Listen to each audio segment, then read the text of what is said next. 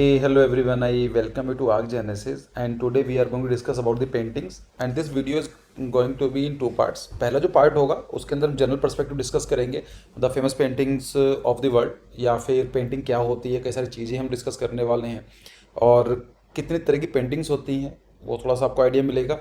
और जो दूसरी वीडियो आएगी it is going to be about the Indian painting कि इंडियन स्टाइल कैसा इवॉल्व हुआ है। पहाड़ी स्कूल अलग हुआ करता था, राजपूत हर राजस्थानी स्कूल अलग हुआ करता था, उससे पहले मुगल पेंटिंग हुआ करती थी। तो उन सब चीज़ों को हम अलग से पढ़ेंगे। तो स्टार्ट करते हैं। और एक चीज़ है, कुछ बच्चे मुझसे बोल रहे थे कि सर हमें ऐप का लिंक नहीं मिल पा रहा है या फिर इंस्टाग्राम का लिंक नहीं मिलता है। इस वीडियो में आप थोड़ा नीचे जाएंगे ना कमेंट बॉक्स के अंदर, उसके ऊपर आता है ना डिस्क्रिप्शन बॉक्स, मैंने सारा का सारा लिंक डाला हुआ है, टेलीग्राम का भी, इंस्टाग्राम का भी, सब चीज़ों का भी। ठीक है।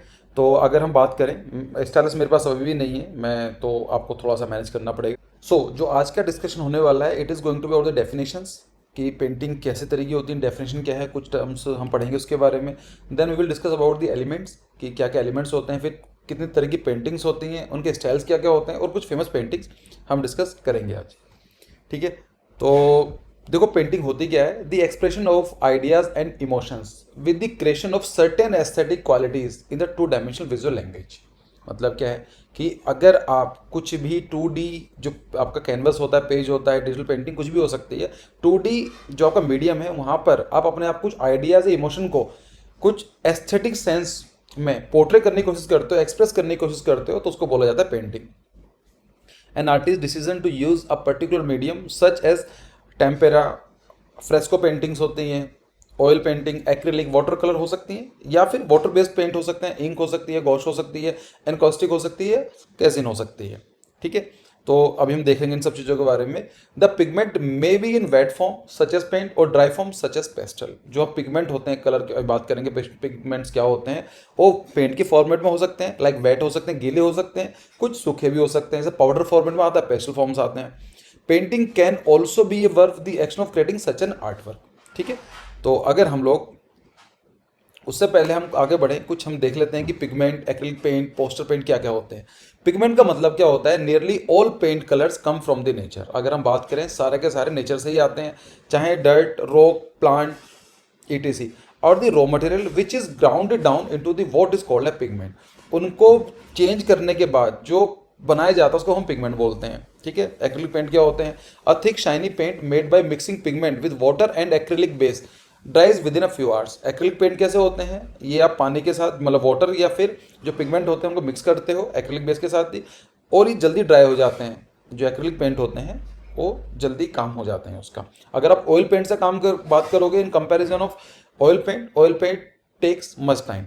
ठीक है। पोस्टर पेंट क्या होते हैं, a solid water based paint that dries to a matt finish. और जो पोस्टर कलर होते हैं मैट फिनिश की तरह से ये आपको फिनिशिंग देते हैं। फ्रेस्को क्या होता है, देखो फ्रेस्को का मतलब होता है, it is a Italian word that is fresh.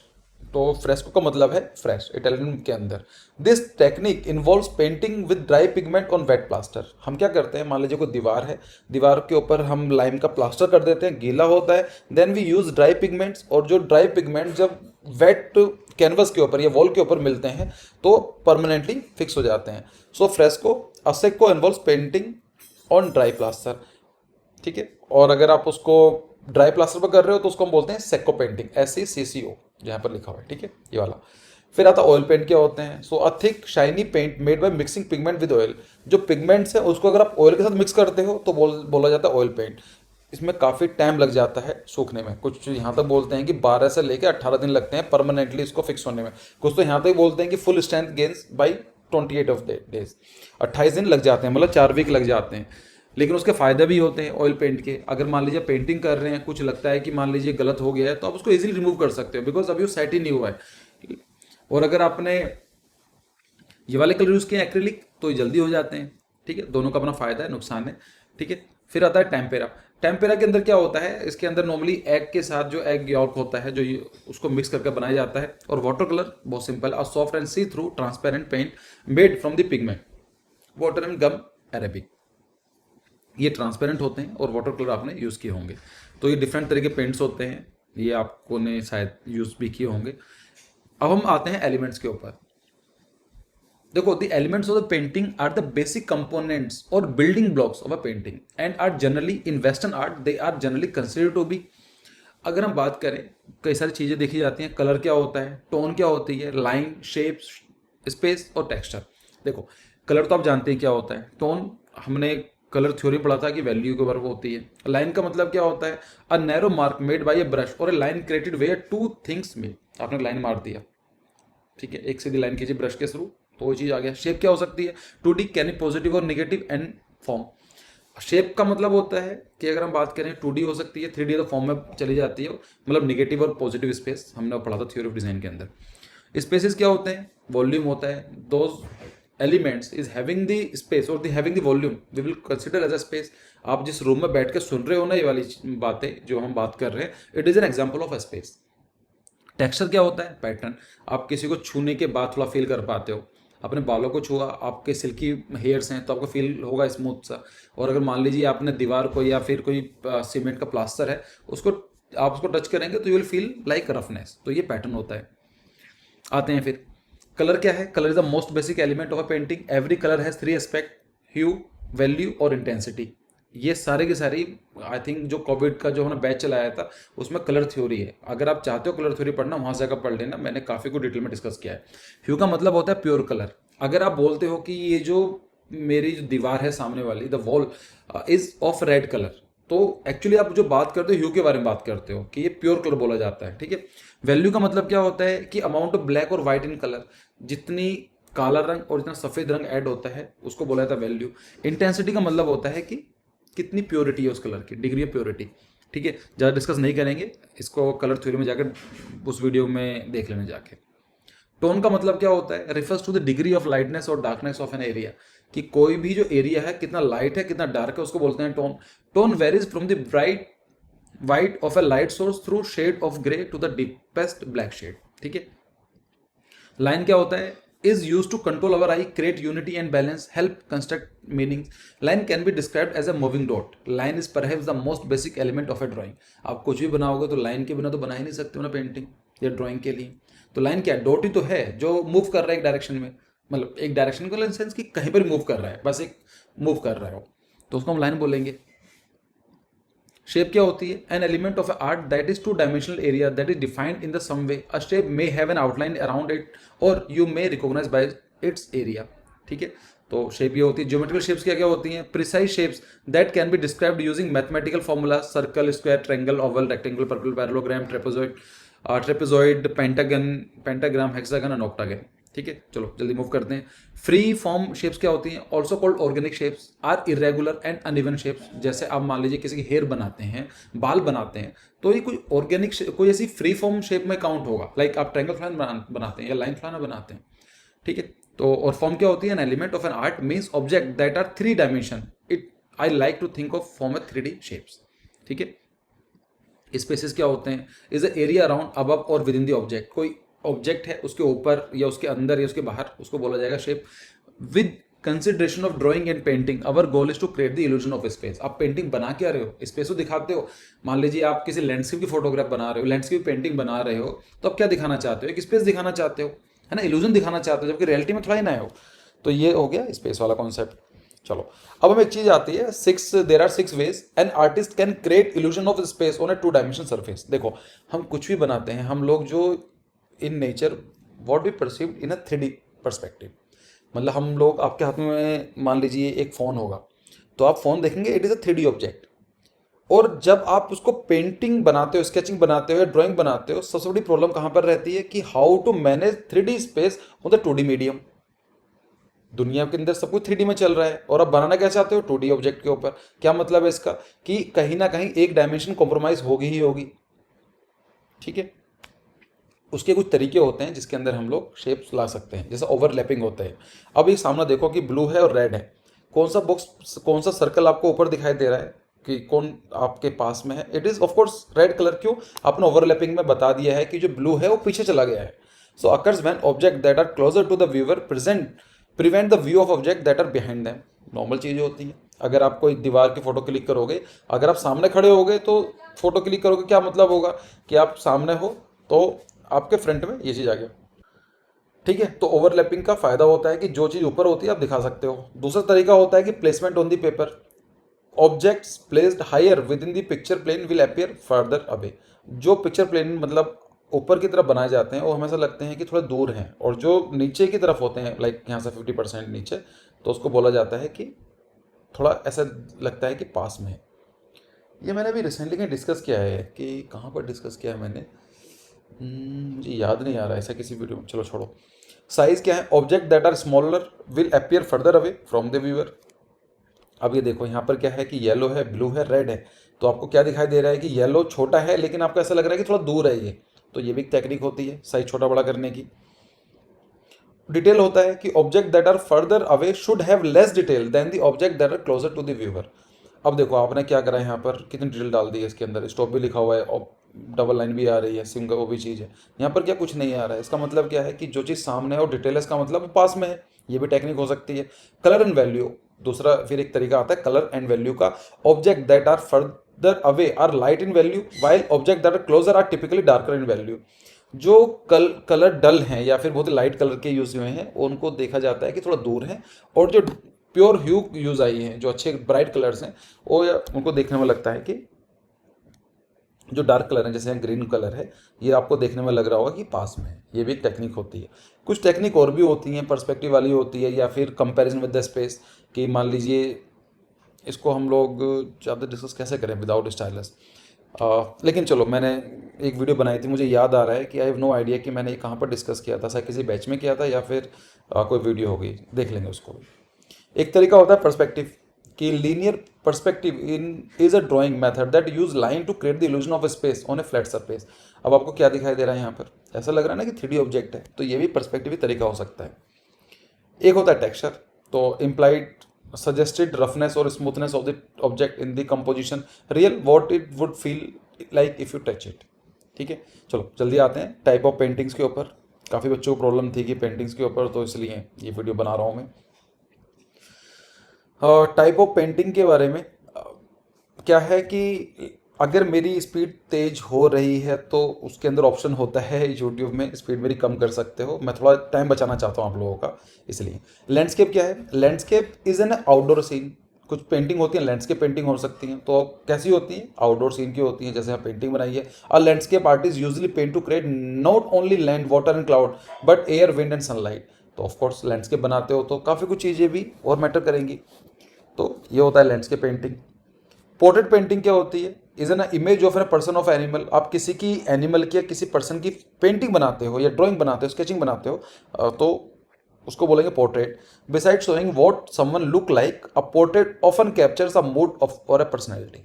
ठीक है, फिर आता है स्टिल लाइफ। कोई चीज़ रखी हुई चीज़ बना देते हो, मान लीजिए आपके सामने फोटो है ये, तो यहाँ पर कोई फ्रूट्स रखे हैं और एक टेबल के ऊपर कुछ रखा हुआ है सामान, तो shows object such as flower, food और म्यूजिकल इंस्ट्रूमेंट, कुछ भी हो सकता है। आप कोई बना दीजिए, गमला रखा हुआ है तो वो भी हो जाएगा। फिर आता है रियल लाइफ, मतलब scenes capture life in action. It should show a busy state, a beach party, a dinner gathering, anywhere where. Marriage भी हो सकती है, फ्यूनरल हो सकता है किसी का, या फिर मान लीजिए बर्थडे पार्टी हो सकती है, या फिर ट्रैवलिंग हो सकती है। तो रियल लाइफ का मतलब होता है कि जो थोड़ा मूवमेंट होना जरूरी है, कि रियल में ऐसे चलता है। अगर आप सही बाहर जाते होगे तो नॉर्मली क्या दिखाई देता है ना, कि पेड़ पत्ते हिलते हुए दिखाई देते होंगे, कुछ लोग जा रहे होंगे, कुछ एनिमल्स भी दिखाई देंगे, शायद डॉग्स एंड कैट्स समथिंग, तो इसको बोलते हैं रियल लाइफ। ठीक है, तो यहाँ पर it should show a busy state, कुछ मूवमेंट होना जरूरी है। ठीक है, फिर एक आता है कि रिलीजियस वर्क, जो रिलीजन के नाम पर होते हैं, जैसे हिंदुज़म हो सकता है, सिखिज़म, क्रिश्चियनिटी, मुस्लिम और other thing. Religious works of art shares a religious message, it my portray और सेक्रेट स्टोरी और एक्सप्रेशन एन आर्टिस्ट फेथ, कुछ भी हो सकता है।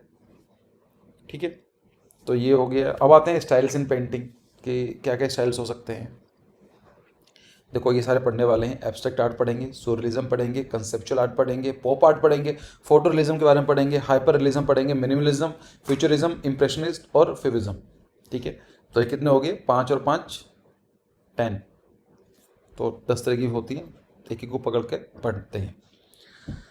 एब्स्ट्रैक्ट आर्ट का मतलब क्या होता है? Refer to a style of painting that does not use figurative reality as a reference. मतलब क्या है? ऐसी पेंटिंग जो रियलिटी को ज़्यादा दिखाई नहीं दे सकती, अगर फिगर आउट नहीं कर सकते हो। The artist alludes to his or her subject and reduce it to simplified form. तो जो आर्टिस्ट होते हैं वो कोई भी कॉम्प्लेक्स चीज़ को बहुत ही सिंपल तरीके से सिंपलाइज फॉर्म में बनाने की कोशिश करते हैं। एल्यूड्स का मतलब क्या होता है? Let me check for you. Suggest और कॉल अटेंशन टू इनडायरेक्टली। ठीक है, तो मतलब दिखाने की कोशिश करते हैं। फिर होता है कि 4 टाइप्स हो सकती है एब्स्ट्रैक्ट आर्ट की। एक होती है abstract expressionism. Abstract expressionism paintings are emotionally intense and spontaneous created by the artist. तो आपको दिखाई दे रहा होगा कि इसके अंदर क्या है कि इमोशनली इंटेंस हैं और स्पॉन्टेनियस हैं। इसमें आपको काफ़ी कॉम्प्लेक्स चीज़ें लग रही होंगी। फिर आती है कलर फील्ड आती है। Colour field paintings are characterised by large solid colour on a flat plane. तो यहाँ पर देखा आपने एक 2-3 कलर यूज किए हैं, बहुत ही सॉलिड कलर डाल दिए हैं। The colours are the subject themselves and they are normally painted on a large canvas material. ठीक है, जैसे पेंटिंग का नाम देगा rust and blue, Mark Rothko की पेंटिंग है ये। अभी मैंने लिस्ट बना रखी है, आगे में स्लाइड्स में आएगी कौन कौन सी इंपॉर्टेंट पेंटिंग्स है, लेकिन समझाने के लिए। लिरिकल एब्स्ट्रैक्टिज्म क्या होता है? Abstraction, sorry. So lyrical abstraction refers to abstract painting that are softer and more romantic in nature. तो आपको देखने में लग रहा होगा सॉफ्टनेस दिखाई दे रही है, कुछ रोमांटिज्म भी देखने को मिलेगा। फोर्थ फिर आती है क्यूबिज्म। तो क्यूबिज्म बहुत सिंपल सा मतलब है। Cubism is characteristic by geometrical figures. Cubist painters analyse this subject and break it up into a geometrical abstract form. तो जैसा कोई मान लीजिए क्यूब ले लिया आपने, उसको थोड़ा तोड़ा मोड़ोड़ा और कुछ बना दिया, उसको बोलते हैं क्यूबिज्म। ठीक है, और मुझे याद आ रहा है मैंने क्यूबिज्म डिस्कस किया है किसी जीके की वीडियो में, तो आप थोड़ा वो देख लेना। ठीक है, और 3 म्यूजिशियंस एक पेंटिंग है पाब्लो पिकासो की, तो ये क्यूबिज्म के नाम पर है। चलो अब आता है आपका surrealism। The image in these painting are often illogical and have a dream-like quality about them। तो ये क्या होती है, कोई लॉजिक नहीं होता है। जैसा आप यहाँ पर देखेंगे क्या चल रहा है, कोई सांप इस तरह का बनाया हुआ है, कुछ कुछ भी पेंटिंग में चल रहा है, तो ये नॉर्मली जो सपने में होता है ना, कुछ ऐसा रियलिटी में देखने को नहीं मिलेगा, तो उसको बोलते हैं surrealism। John Miró the tiled उनकी है, द टाइल्ड फील्ड नाम है पेंटिंग का। ठीक है, तो ये surrealism दिखाती है।